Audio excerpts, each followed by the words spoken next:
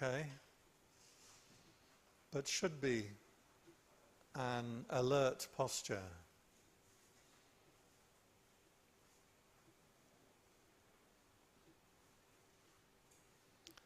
Close your eyes.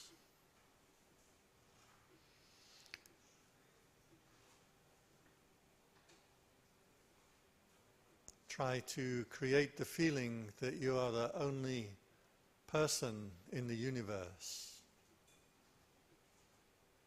Your attention firmly grounded in the body. Everything else in the universe can look after itself. You are alone.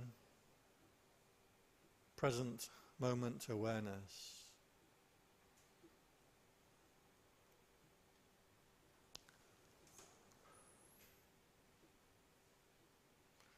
Leave all the sounds, leave all the thoughts, leave all the thinking and memory.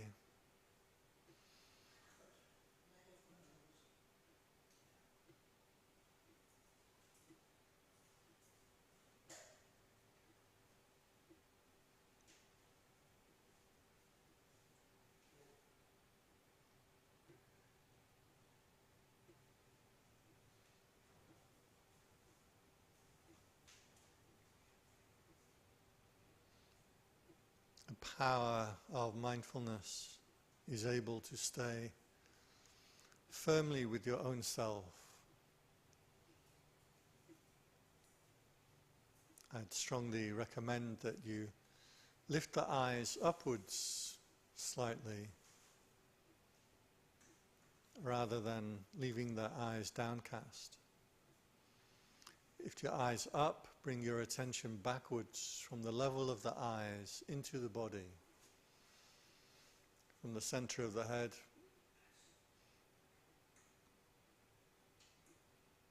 down through the body. You can feel the breath. You may note the feeling of the breath goes straight down the center of the body, all the way down to the seat. This is the prana, the experiential breath. Logically, you may know the breath separates into two lungs, but the feeling of the centered body, the centered breath, goes straight down the center of the body, just in front of the spine.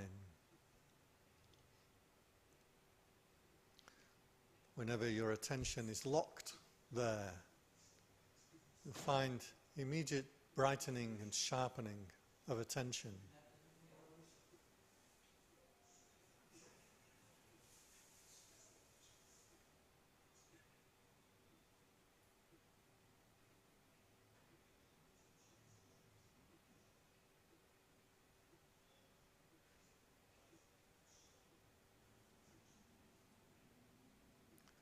As soon as you touch the center of the body with awareness, you'll feel the energy increase, have a sense of brightness, the body will become more alert. This is entering into the mystic experience, starting to know those states, special states that only the yogis and meditators will experience.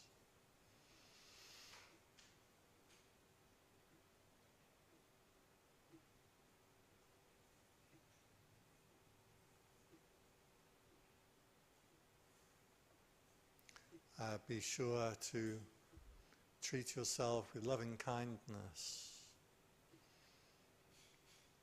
Too much strain and pressure in meditation will make it harder.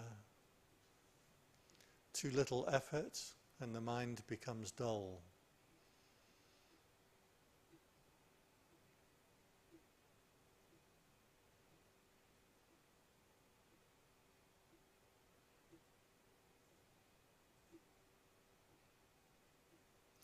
you have the ability to be a meditator. These experiences are within your psyche. Don't think your mind is too scattered. You have too much thinking. Your body is too weak. I promise you, the meditation is right there. Usually overlooked.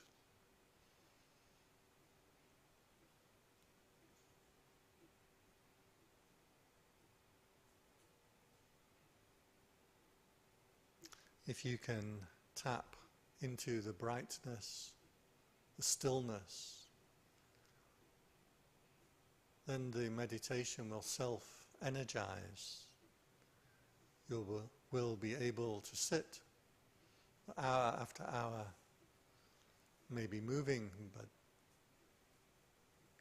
keen and happy to do the meditation.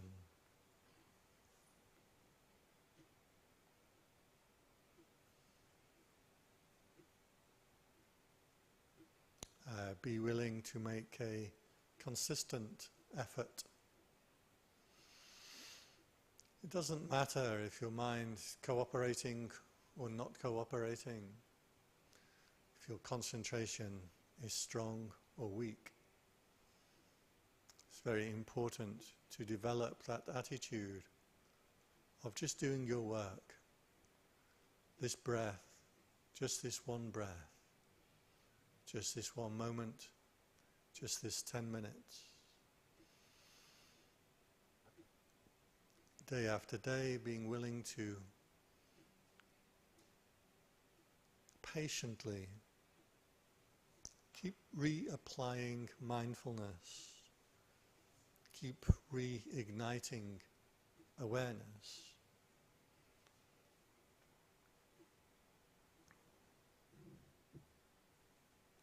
This is the opposite of being lost in thought.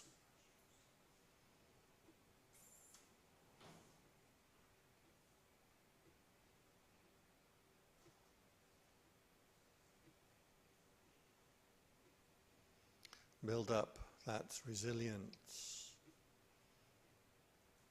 so you can meditate when you are hot or cold, comfortable or uncomfortable, healthy or sick, in a busy place, in a quiet place. Always that sense of your own being, withdrawing your attention into the body, being willing to sit with, focus on the breath as it runs through the center of the body, being willing to step into the bright, clear awareness when it arises.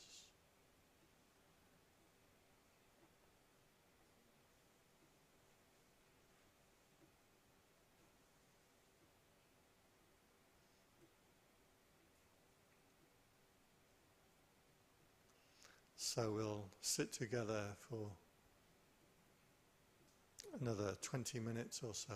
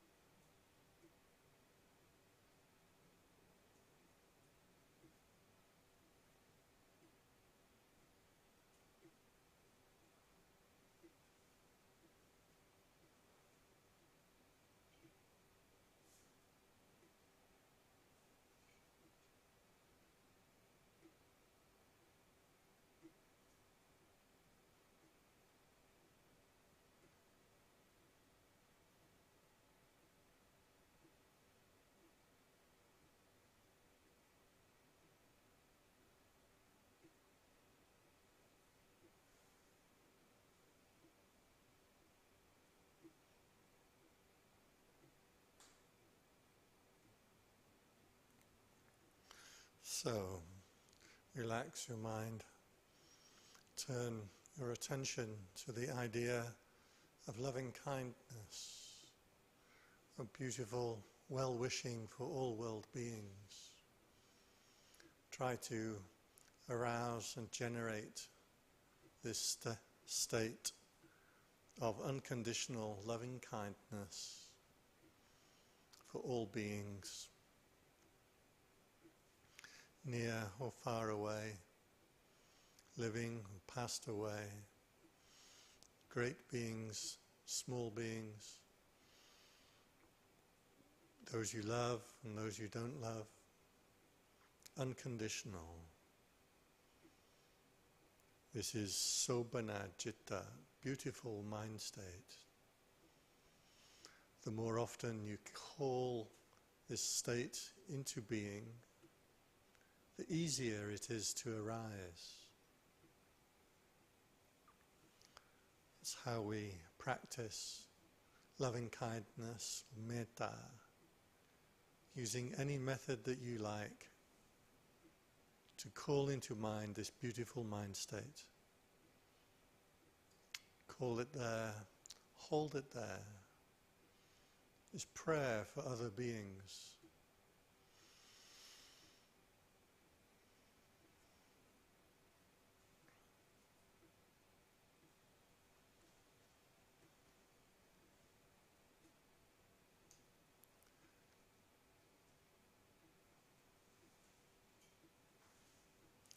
Sabhe Buddha Balapatta Pachekanancha Yang Balang Arahanta Nancha Tejena Rakang Bandami Sabha So Sabha Buddha Nupawena Sabha Dhamma Nupawena Sabha Sangha Nupawena Satta Soti Bhakwantu Te. Okay, so relax your posture.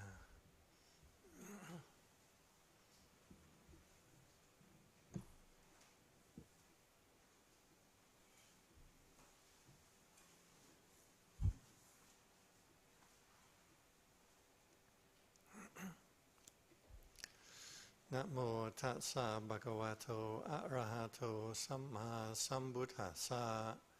Namo Tatsa Bhagavato Arahato Samma Sambuddhassa. Namo Tatsa Bhagavato Arahato Samma Sambuddhassa. Buddhang Dhammang Sanghang Namassami.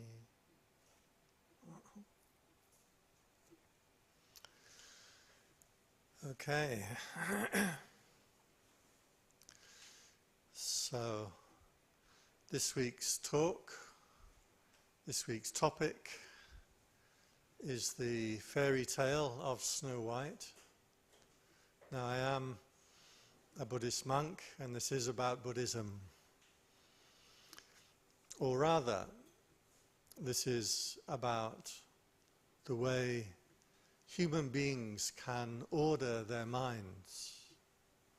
This is important to note and understand, that our job as human beings, the wisdom that we share amongst us, and especially to our children, is the wisdom of refining the mind, refining the psyche, training yourself to be a better human being. And this is what fairy tales were designed to do. This is what Dharma is designed to do.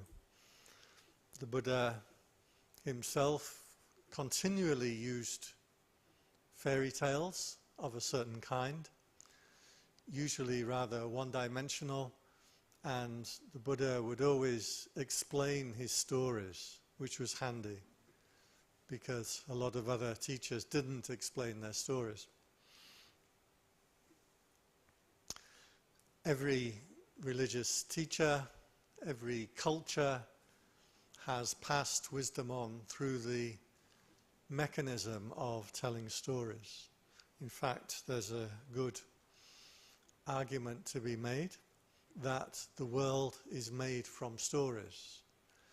If you're interested, there is a book called The World is Made from Stories, and posits the theory that the world is made from stories. Stories are how we understand things, how we put the world together, how we form our expectations, and how we guide our own behavior. No less in Buddhism than other cultures. Much of Buddhism, in fact, was spread through art, and the kings and queens would commission paintings to be on the murals of the temples.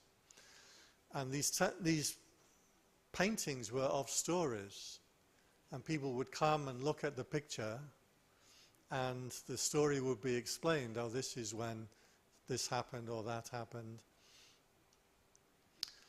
And this is how a lot of Buddhism was actually formed after the time of the Buddha. For example, when the Buddha was first conceived, they didn't show the king and queen sleeping in their bedroom, making love. It's not nicely represented on the mural wall. So they represented the story as a white elephant coming down and entering into the Buddha's mother. Okay, we all know what happened. But that's the way that the story was told. We relate to everything, really, through our cultural stories. So fairy tales are also like this. It's important to note that a fairy tale is not about a character. Every part in the story is part of your psyche. This is a mindscape of the warring elements in your mind and how to order them, how to bring order to the chaos and the madness that is the human experience. Now, Sigmund Freud, was not enlightened. He was not pleasant. He was a creepy uncle that you wouldn't want to associate with. He was a cocaine addict. But he quite rightly identified that a human being is not one person. You are not one soul. You are not a character. You are a mass of warring drives. Part of you wants this, and another part of you wants that. Part of you is deluded, part of you is wise, part of you is diligent, part of you is lazy. These are parts of your psyche. He rightly identified this, and it isn't obvious. A lot of cultural teaching, especially in the West, had the emphasis on a soul. You have a soul from God and it's a certain way. But no, your actual experience is one of warring drives. I have 2 kittens in my building right now, and they play together, they sleep together. They have like a cage, but the door's open and they tend to run around. One of them is extremely friendly, and the other one won't allow a human being near it. And slowly over the weeks we've coaxed the shy one, and he's getting quite good now. He purrs if you stroke his neck here. I'm obsessed with cats, so that's my thing. So it seems like the friendly cat is teaching the scared cat, don't be scared. But if I bring them food, they attack each other because they want to get the food. Their drive to be friendly to each other and protect each other. Do you know that's why cats sleep together? That's why they like to sleep on your bed. Is if anything dangerous comes, it might kill you before them, and they have chance to run away. This is what cats are doing. You're a cat person, right, David? So, human beings are like this. We have a mass of warring drives in our psyche. And bringing order to this chaos is what civilization is about, what growing up is about. Yes, we're teaching this to children as they're coming of age, as they're learning self-control, but this also just as much for adults, unless you're perfectly psychologically sound and ordered and structured. The rest of us, we need these stories or ideas or practices to control and bring order to the chaos of these warring drives. This was a Freudian term, drive. So, everything in the story is part of your psyche. Don't think of it as one character or another character. The other important thing, the reason why I am bringing this story up today, because Disney are currently rewriting Snow White. And the actress who's supposed to play Snow White, they've decided to make her Hispanic rather than white, because they want to wokeify, or make woke, if you know this word, the story. So make it more multicultural. In the Disney version, Snow White gets woken up by a kiss from the prince, and the modern day interpretation is that's disempowering, and no girl should be dependent on a prince to come and save her, and the kiss was non-consensual, and these kind of themes. Which, fair enough, we can rewrite stories according to modern cultural values. That's valid. Stories have always changed throughout the ages, depending on the culture that they're in and the thing that is trying to be taught.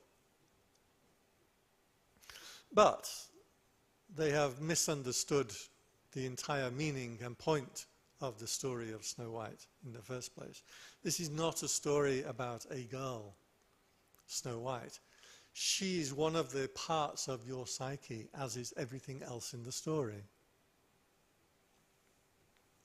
So, we'll go through the story as best as I can remember it. I may miss certain elements because I'll try and keep it a bit shorter. There was a queen, and she was doing some sewing by the window, and she pricked her finger, and some drops of blood fell on the snow on the windowsill. Now the window is black, the snow is white, and the blood is red. These three colors are the entire motif of the story. So again, not about race, this is about color. And remember, this is Napoleonic era, most things were brown in that time, right? To make dye, to color things, or paint to color things was rare, and was only the very privileged or the royals would do that. It's difficult to make dyes. People ask me about the monks' robes quite often, and why we have different colors, and it comes because we would make the dye out of jackfruit tree. And depending how you make the dye, the robes would come out from, this is saffron. This is not orange. No, since Donald Trump, we rejected the term orange. This is saffron color. But you can go to the dark red or the brown that I'm sitting on. There's quite a range of colors that will be made from this dye. It's tricky to get, in the Napoleonic era, to get strong colors. So these stories would use strong colors, which would be very powerful and vivid. So she wishes to herself, if only I had a daughter whose skin was white as snow, whose blood was red, and whose hair was black. And in due course, she had just such a child. Now the queen was very beautiful, and she had a special mirror, and she asked the mirror, "Mirror, mirror on the wall, who is the fairest of them all?" And the mirror said, "Well, you're pretty hot, So I'm going to go with you, Queen. It's always wise, right, if your boss asks you a question. So this went on for some time, but as Snow White grew up, then she became more beautiful than the queen. And the mirror, when asked who is the most beautiful of them all, the mirror said, well, you're pretty hot, but I'm afraid your daughter, she beats you out now. She's definitely hotter than you are. And the queen got furious and angry. And so she had Snow White taken by a huntsman off into the forest to be killed. There in the forest, the huntsman takes pity on Snow White and lets her go. And he'd been told to bring back her heart for the queen to eat. So instead he kills a boar, a pig, and he takes back that heart, and the queen eats it with salt. So Snow White runs off into the forest and finds a small house. She goes inside, and it's very neat and very tidy. And in the house were 7 small chairs, a table, some small plates, small cutlery, some portions of food and drink all laid out. And she takes a little bit of food and drink from each of the settings. Important to note. Then she feels tired, so she goes to the bedroom and she tries the different beds, but some are too long, some are too short, until she finds a bed that is just right. There she lies. The 7 dwarves come back. They are working in the mines, in the mountain. They work underground. All these are important story elements. And they find Snow White sitting there, and they ask her her story, and she says she's run away. They say to her, you can stay with us if you keep house. Keep the place clean and tidy, look after us and the food, and we will make sure you can stay here safe and sound. So she agrees happily, and they all live there in the house happily. Until the queen asks the mirror on the wall, who is the fairest of them all? And the queen says, I'm sorry, but Snow White is still way hotter than you are. The queen finds out that Snow White is still alive. So she goes to the forest, disguises herself, and she takes with her a bodice, like a corset. This would have been white, although in the Grimm's version they changed the color of it. But this would be a white bodice, corset, that girls would use to make themselves beautiful. And convinces Snow White to put it on, and the queen ties it up really tight, so tight that Snow White suffocates and falls over. And the queen thinks, great, she's dead, and goes home. But the mirror on the wall disagrees and says, no, Snow White is still fairer than you, because the dwarves had come home and released her from the bodice, and she had sprung back to life. This theme of dying, of being frozen and coming back to life, is very important. So the queen tries again, and she makes a magic comb, a poisonous comb, goes back to the house, and she puts the comb in Snow White's black hair. And again Snow White falls down, apparently dead. The queen goes back to her palace.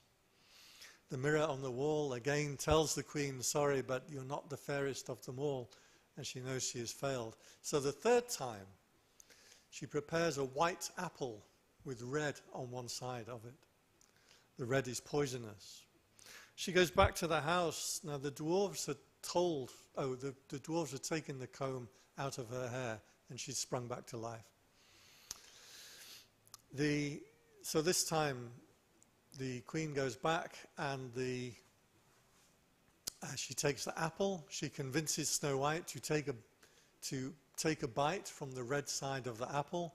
The queen takes a slice from the white side of the apple. to prove that the apple is okay. So Snow White takes a bite from the red side, and immediately the red goes through her lips. She's poisoned and falls down unconscious. Again, the queen thinks that she's dead. In fact, she is dead. And the mirror on the wall tells her, "You are queen, the fairest of them all." So, the 7 dwarves are upset and horrified that their beautiful, soon-to-be princess, but beautiful girl has died. They're going to bury her, but instead they make a glass casket, glass box, and they take her up to the top of the mountain, and there they put a guard on her. One of them guards her the whole time, and there she stays in suspended animation in the glass casket, until one day a prince comes along, sees her and falls in love. He negotiates with the dwarves, and they take the casket. He's going to take the casket back to his own kingdom. And while they're moving the casket, the piece of apple dislodges from Snow White's throat and comes out of her mouth. And so she wakes up because she's no longer poisoned. This is different to the Disney version. If you only know Disney, it's the prince's kiss that wakes her up. But that wasn't the original. So the prince is thrilled. Snow White has woken up. She immediately agrees to marry him and be the princess of the kingdom. The queen gets the message. Again, the mirror tells her, "You're not the fairest of them all. Snow White is now in a kingdom and is a princess." And the queen gets the invitation to the wedding. And she's blind with rage and envy. So she stomps her way over to the wedding, and when she gets there, they'd prepared for her a pair of shoes made from iron. And they'd heated the iron shoes up in the fire till they were bright, glowing red. And they forced the queen to put on these shoes. So she would dance around in these shoes because they were so hot until she died. And that is why children in Europe are so messed up.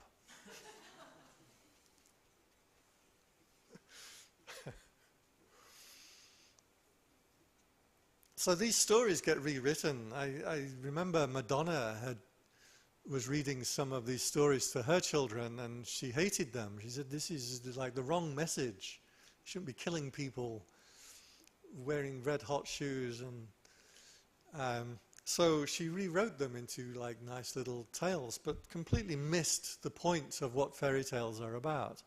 This is not a story about a girl. This is every element in the story is your psyche.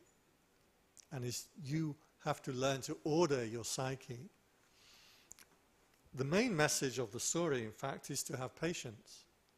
Not try and do things before the time. And this is actually a common motif in many, many stories, which I can tell you many of them if you like. So the first thing to note, the 3 colors, the black, the white, and the red. These are in the imagination of people in an age where color was hard to come by. This will be very vivid and very sharp. There's actually a whole trope of meanings behind these colors, and they appear in many different stories. In fact, one of the original Snow White tales was an Italian tale that started when an innkeeper saw a dead raven in the snow. So again, the raven was dead, which was the blood on the snow. The snow is white, the raven is black. So these 3 colors together form a very striking image. Red is, of course, is the color of sexuality. It's the color of coming to puberty and growing into an adult human being. It's also the color of rage and anger. So that's how the story begins, with these 3 colors. Now, Snow White is sent off to the forest to be killed. Again, to a child, this feeling of being killed or being sent away.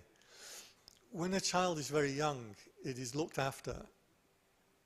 Typically in Freudian, Jungian psychology, they say until the age of 6, the child is looked after beautifully. If it cries, it's tended to. If it's hungry, it's fed. If it wants to poop, it's allowed to poop. It's cleaned up.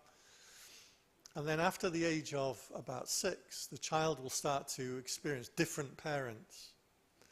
The mother, who was so beautiful and caring and attended to the child's every need, suddenly introduces rules. No, you don't eat whenever you want to eat. You eat when I tell you to eat. You don't poop whenever you want to poop. You have to learn to use the bathroom.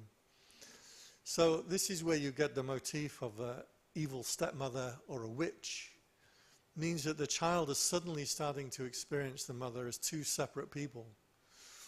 The beautiful fairy godmother who solves all your problems, and the nasty one that causes you trouble and bats you out of the way and is unkind and doesn't give you attention when you want it. So children would experience this directly, and this is where these story motifs come from.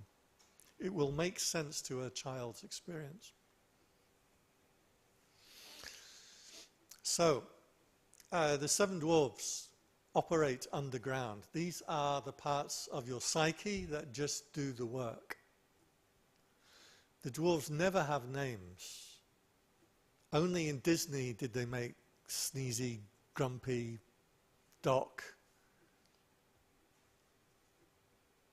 Happy. Any others? I can't remember them all now. These were introduced by Disney because they didn't want 7 nameless dwarves. They wanted to have a comedy show, and so they gave each dwarf a different personality. The dwarves never have personality.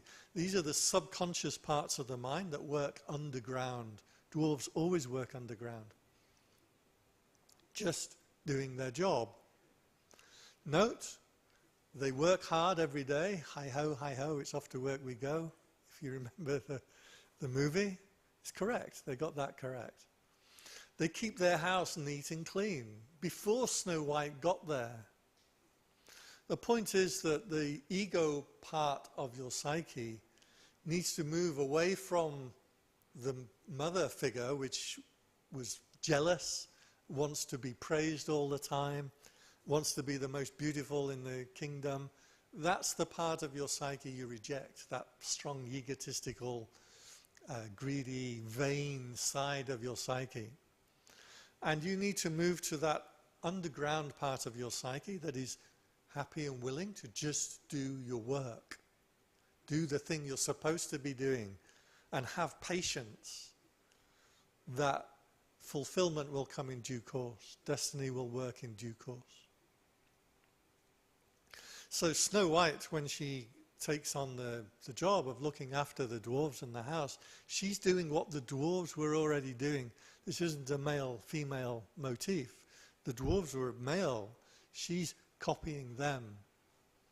And this is where our psyche should be going. Be willing to do the work and step away from the vanity and the anger and the negative sides of the character. If you are willing to just do your work, in meditation, just this breath, just this moment, just this step. Meditation is always about coming back to this present moment, moment by moment. If you're trying to get enlightened, believe me, you're not meditating the right way. You need to be willing to put aside all of that kind of aspiration, if you like, and just do your work. In due course, destiny will fulfill. That's the arrival of the prince. Or indeed, if it's a male protagonist, be the arrival of the princess.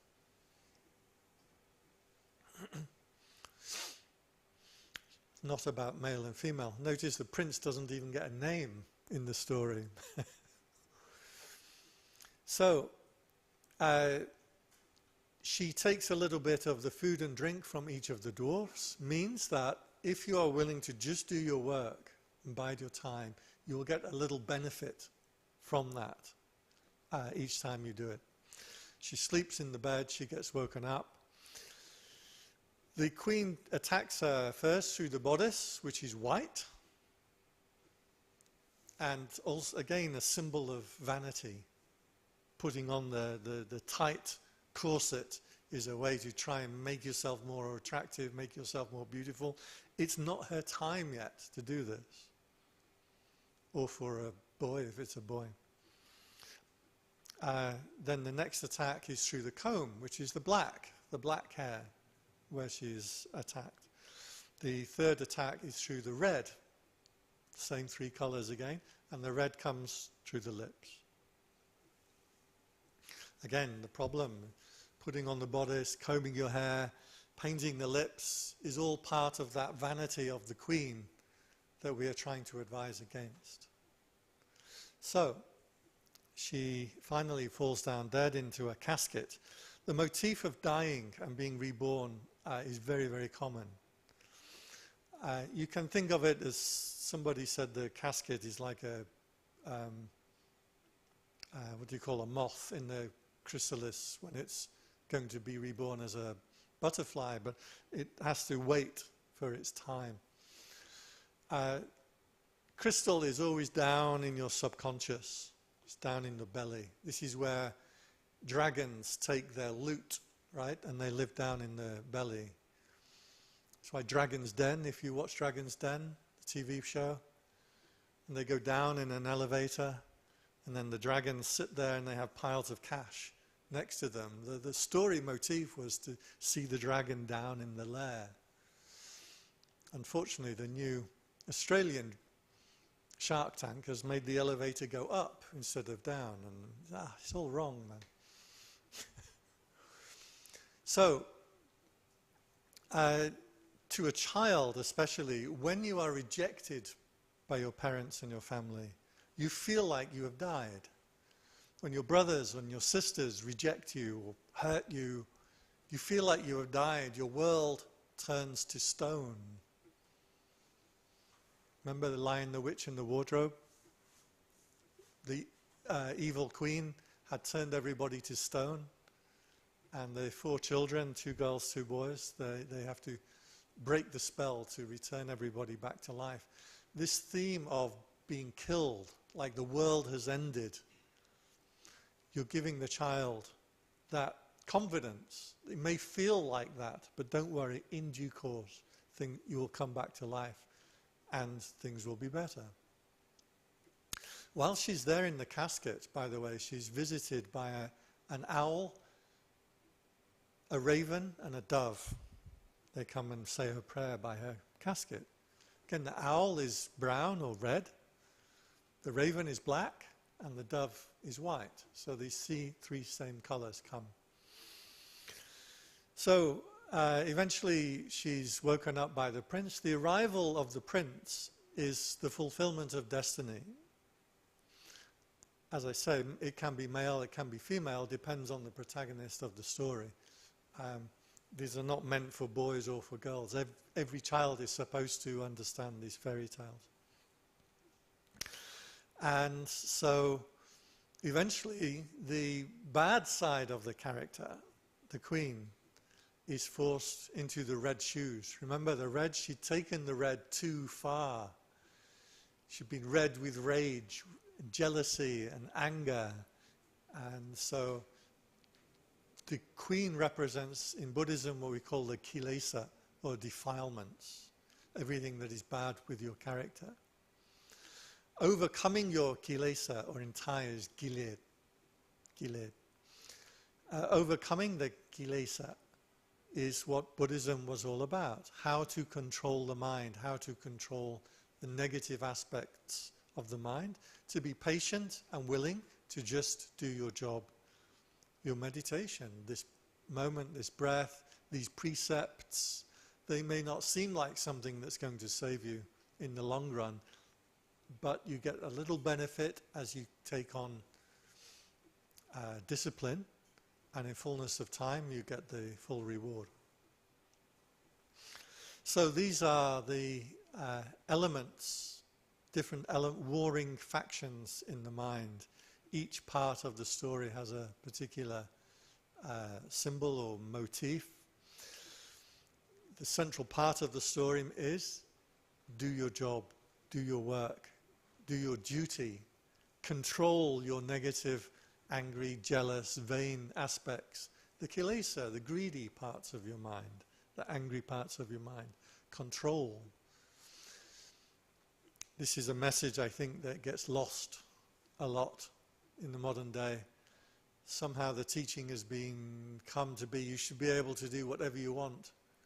And in the old days, you have a courtship and you get married and you would have a disciplined life. That was the way the Christian, in fact all religions, would try to guide people. The uncontrolled part of the mind leads you into trouble. Just ask Russell Brand.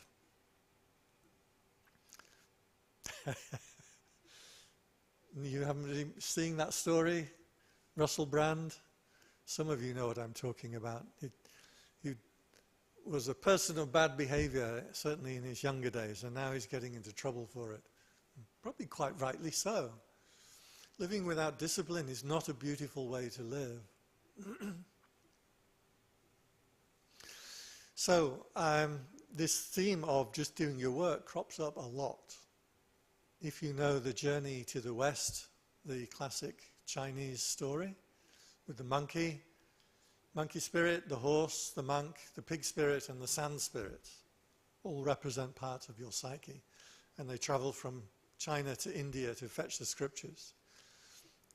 Many of you will know this. I think in Thai it's called Sai Iu, something like that.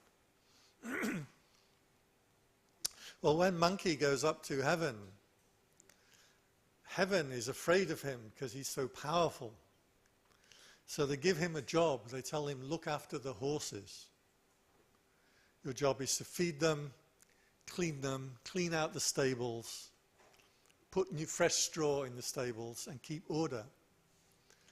A monkey doesn't do his job. He lets the horses go free without discipline. This causes the entire upset of the heavenly realm, and eventually monkey and the heavens come into this almighty battle, and monkey is eventually flattened by the Buddha under a 5-fingered mountain.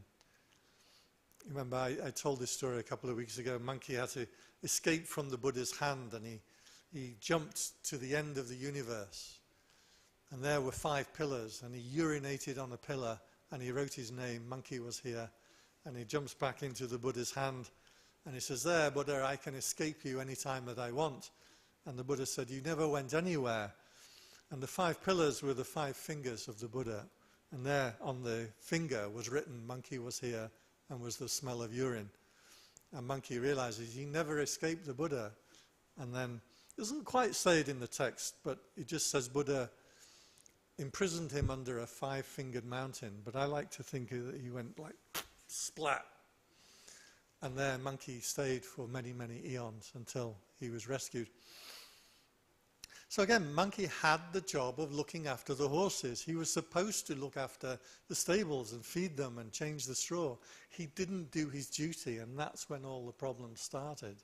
So this motif of doing your job goes through many, many, many stories, male and female, from heavens to ordinary people. Yeah. So, as a meditator, this is our job, one breath at a time, one moment at a time, one footstep at a time.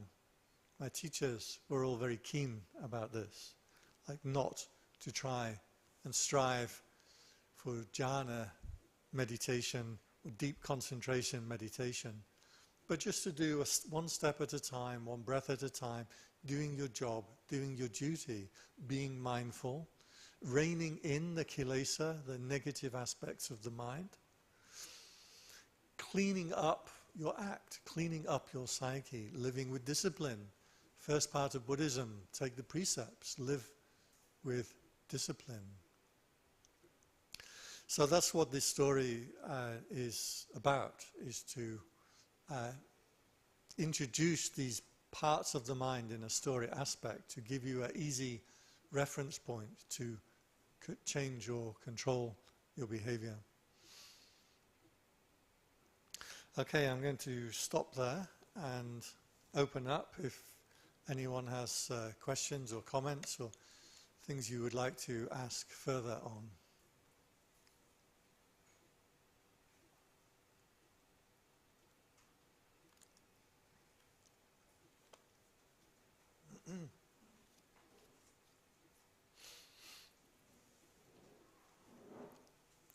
Tom, Artie has put her hand up.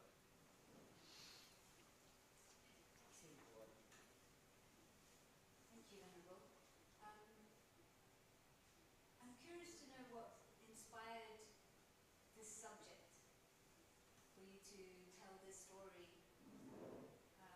about doing the work and, rather than perhaps rushing into jhana practice or concentration practice, what inspired you to,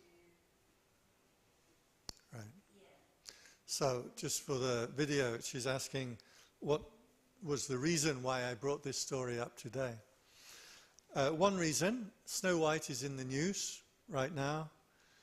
I notice these things because I love fairy tales, so I notice, but the actress who is to play Snow White has been making large, if you like, criticizing the story, saying that the Snow White has no agency, that she didn't do anything in the story, so they're rewriting the story according to the modern woke values. As I said, I don't mind rewriting the story according to modern ideas. I mean, stories were always retold. They always grew and changed and morphed. So I'm not opposed to that, but I do like the original idea. Another thing, in the temple where I ordained, I was out in Ratchaburi province, and the abbot, the lead teacher, was very well known for his psychic powers. He had a lot of attainments. I would never be able to say this to you in the past, but he passed away now, and we can talk about people when they've passed away. You have to be careful while they're still living. But he was well known for this stuff, and he would tell us a lot of, there was some weird stories.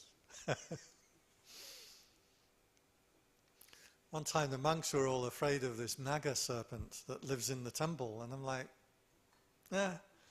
And one monk had the duty, he had to go around and lock all the doors at night and lock up all the buildings. And he used to get me and 3 Russians to go with him, because we weren't afraid of ghosts. And he was terrified of going around. And he said, well, there's a big Naga serpent. I'm like, dude, come on. So this was a well-known story in the temple, and I'd sometimes see the abbot, and one time we were walking to lunch, and I got hold of him and said, oh, Pa, they keep talking about this Naga serpent story, thinking like we need to do something to tell people not to believe in this stuff. And the abbot said, yeah, what about the Naga? I said, what?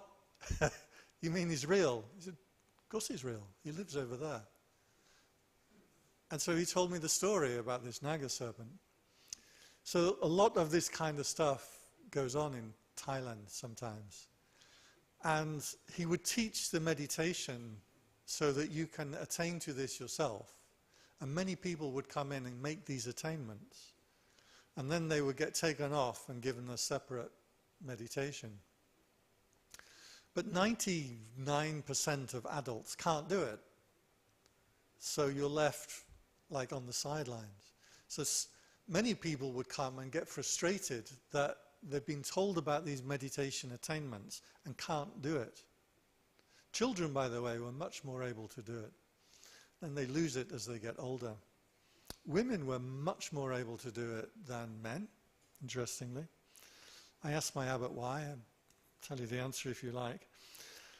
And so I always had, a lot of people would come and they would see all this talk about the meditation attainments and then get frustrated. But I was never really frustrated much. Some days I might be, but most of the time, I know I just have to do my work. And I've always had that sense that taking your time, being patient, waiting for the thing to come at the right time is the right way to practice. So I was always willing to do that, do my hour after hour, day after day. And it's really paid dividends, because the people that try really hard or have these great ambitions or have these ideas about monkhood or psychic powers and things like that, they tend to come in and blow up, and then they fall out. The ones that really last, the ones that really make it, are the ones who are just going to be mindful, be careful, be nice. It's the hare and the tortoise, right? The hare and the tortoise racing, and the hare runs off and thinks, I'm so far ahead, I'll take a nap. And the tortoise just step by step overtakes the hare. That's a hare like a rabbit, not hair on the head. Yeah. So this kind of story motif like appears over and over and over and over again, that we're supposed to be teaching our children. But for some reason never gets explained. By the way, this information I'm giving you on Snow White, you won't hear anywhere else. I've scoured the internet. There's some interesting discussions on the motifs, but nobody puts together this information. The only book that comes close, and is really quite a good book, was The Uses of Enchantment by Bruno Bettelheim. Yeah, very good book. He misses the mark on a few things, but because he's purely psychological and not doesn't really understand the spiritual side. But yeah, so that's my. I've been thinking about this all week in terms of, well, what's this got to do with me? As a Buddhist practitioner and in Zen, because in Zen we don't use the term enlightenment so much as we use the term awakening, which they may be interchangeable in a way, but that's what we're looking for. Satori means waking up, and so in the story she goes to sleep, then Literally wakes up.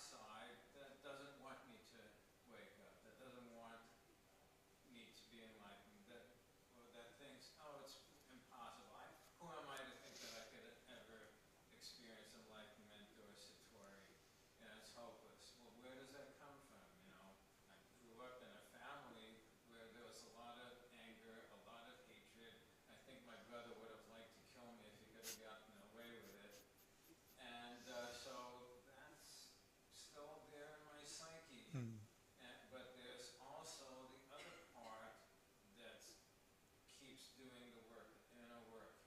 And I thought, and the dwarves, I thought, what about her father? Where is her father, the king? He's never anywhere in the story. Well, maybe that's why the first males that she encounters are dwarves. But the dwarves are doing the work too, and they're digging for gold in at least one version of the story. And that's symbolic too. They're going for the gold. They're miners. Yeah, they're miners, but they're digging for gold, not for coal. And so that's important. And who finally comes in to rescue her? It's the prince. Well, she's a princess. So this is the male royal figure that's been missing, and he saves her.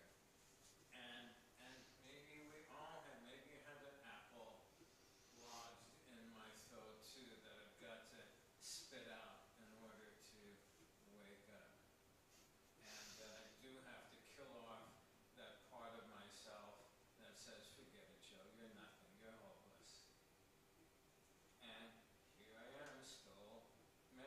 Still working. Studying Dharma, and maybe many of us have that same story. Yeah, it's a good point about waking up. The Buddha got enlightened under a tree, which we call the Bodhi tree. And Bodhi is the word for awakening that you use in Zen. So the first teaching of the Buddha was after I attained enlightenment, Chakku Garani, the eye opened, Jnana Garani, knowledge arose. Sambodhaya, awakening, Nibbana, Chakku Garani, Jnana Garani, Upasamaya, peace arose. Apinyaya, the psychic powers or insights arose. Sambodhaya, awakening arose. Nippanaya, putting out or the blowing out of the defilements arose. So these are the words that the Buddha would use. Yeah. Yeah, good point. Awakening is the whole point of that story. She keeps waking up. Yeah.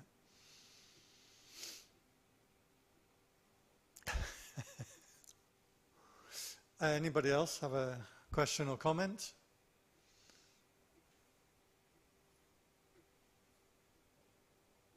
I have a question concerning the jhana practices.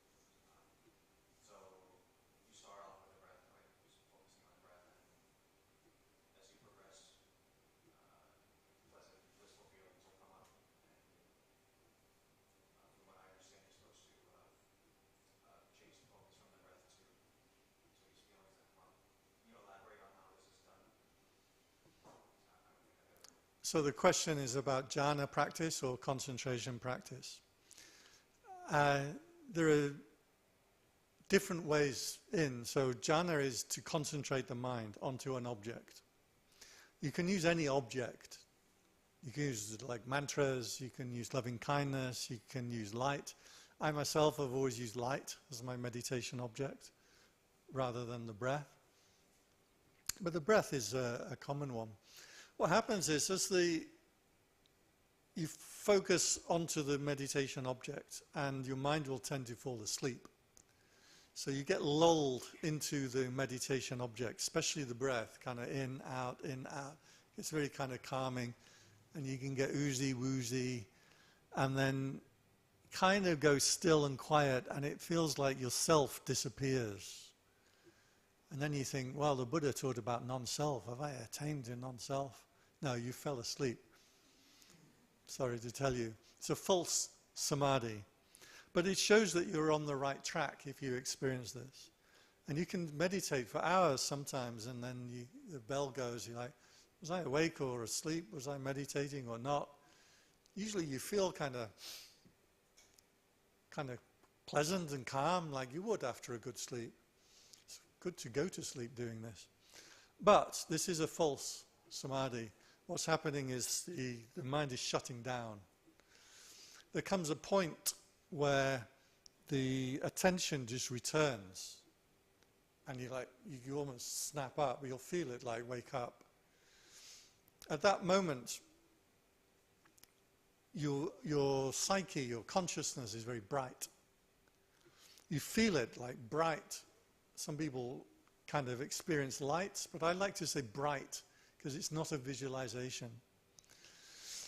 When that happens and you can wake up, now all you need to do is not do anything. Don't launch yourself into the breath. Don't launch yourself into anything. You just concentrate on that feeling. You have to be grounded in the body. Has to be body awareness. So you can imagine that you're the only person in the world. Also, my friend Ajahn Vimok, who sometimes teaches for us, he always goes like this, you're here, you wake up, in his funny English. But you literally have a feeling like you're meditating here and then suddenly it's like, here, you feel bigger, you feel brighter, you feel like maybe you're filling the room up to a degree. At this point, make sure you're grounded inside the body. If your attention goes onto like a breathing or the idea of this or loving kindness or any kind of object, you're going to lose it. You need to be grounded in the physical body, tied. The attention is tied. But no particular place in the body, not the breath, not the stomach, not the knees or the hands. You just come into the whole full body awareness. And you see yourself, not as a visualization, you see yourself with awareness. You're just like this, okay? Then you can feel when your mind moves away from that. As your mind locks into something, some thought, some idea, some feeling, some sound, it starts to be drawn away. Poof, you bring it back. It starts to get more and more obvious because you know when your attention is getting lost in something and when it's returned. The body will feel pleasant. It may not feel blissful. The word bliss, rapture, piti in Thai, may or may not occur. Usually it occurs early on because you're like excited. Is this it? Have I started to attain to something? And so the rapture can occur. You can feel like an energy, like almost wants to break your body in half. But always backwards, always the attention is coming up like this. So you see people, I see people in meditation retreats, and they'll be meditating like this. And then another day I'll see them, they'll be like, oh, okay, I can see you've attained to the rapture, the piti. So you feel that. If you feel that, be willing to enjoy it. It's okay. A lot of teachers, because they don't know these states, they tell you to reject it, and that's wrong. You can go into it and feel it. The rapture will pass away and the body just feels pleasant to be in. In the suttas, it says, the devas are watching you and they say, that person has a pleasant abiding. I don't know if they're watching, but the abiding is pleasant. Then you can feel for yourself as you sharpen attention or lose attention. It is a key word that I would like to emphasize to people is intensification. So intensification of consciousness feels like the life force itself. It's not an idea, it's not a meditation object, it's not your breathing or loving kindness or a visualization. It is you, yourself, but you've left your ego aside a long time ago. You have to be stepping into raw, direct experience, which is nowhere near your thoughts or your idea or your ego consciousness. That is long gone. Then you go into that. If you give up the pleasant feeling in the body, then you just have a pleasant feeling in the mind, sukha. So these are the stages in the suttas. It's given, you can have directed thought, first of all, then you have the piti, the rapture, then you have the pleasant feeling of the body, then you have the happiness of the mind. These four states are called four jhanas. However, you have to step out of the jhanas eventually. So the way that the suttas describe the practice is you enter into this state and then you exit. You enter and you exit. And you watch the self reassert itself as you exit. The jhana practice is still object focused. Eventually you have to know that stillness of mind without an object. Until then you're still just doing exercises. Yeah, there's some good YouTubes around jhana practice, actually. I've looked myself and seen some of these things described. One thing is, don't expect these things to happen in order. I used to quite like the rapture, and then I never get it back, but then I realized I was stepping straight over that into just equanimity. So sometimes it happens out of sequence. Every meditation is a new experience. One last quick question. It does have to be quick because we're going to... Joe has one, but if anybody else does, then we'll let somebody else go. One last quick thought. It just occurred to me that the prince falls in love with her. And I thought, yeah, that's it. It's love that ultimately wakes her up. She never gives up. I mean, they never give up. The dwarves never give up reviving her, even though she seems to be dead. But finally, when it really seems like she's finally dead, no, we're not going to bury her. We're still not giving up. We'll put her in this glass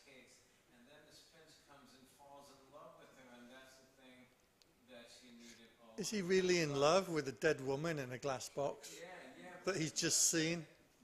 He doesn't know what she's like yet.